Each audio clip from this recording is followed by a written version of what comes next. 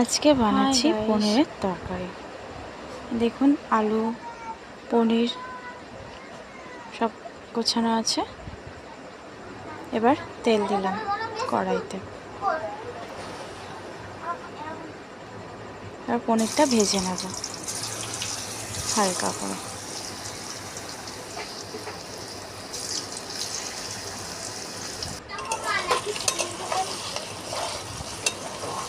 পনিরটা ভাজা হয়ে গেছে, এবার তুলে নিচ্ছি।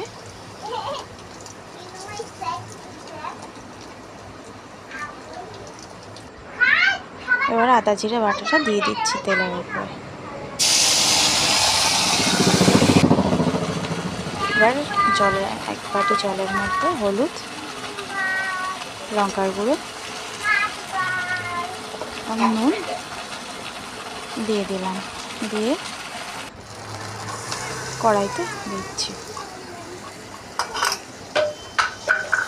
এবার মশলাটাকে নাড়িয়ে চড়িয়ে নিয়ে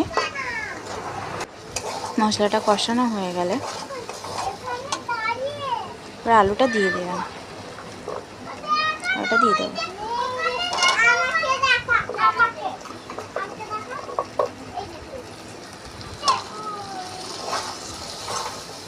আর আলুটা দিয়ে নাড়াচাড়া করে জল ঢেলে দিলাম।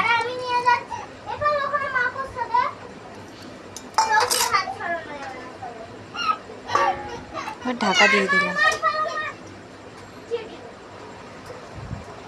এবার দেখো তরকারিটা ফুটছে। এবার দেখে নেব আলুটা সেদ্ধ হয়েছে নাকি।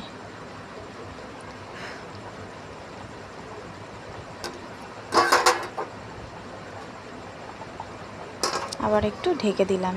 আলুটা মোটামুটি সেদ্ধ হয়ে গেছে। এবার নাড়াচাড়া দিয়ে আমরা দেব পনিরটা দিয়ে দিলাম।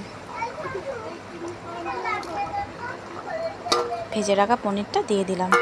পনিরটা দিয়ে এবার নাড়াচাড়া দিলাম। তরকারি দেখো হয়ে এসছে, দিয়ে দেখুন গায়ে মাখা মাখা তরকারি, পনিরের তরকারি রেডি। কেমন লাগছে বন্ধুরা প্লিজ বলুন, আর আমার চ্যানেলটাকে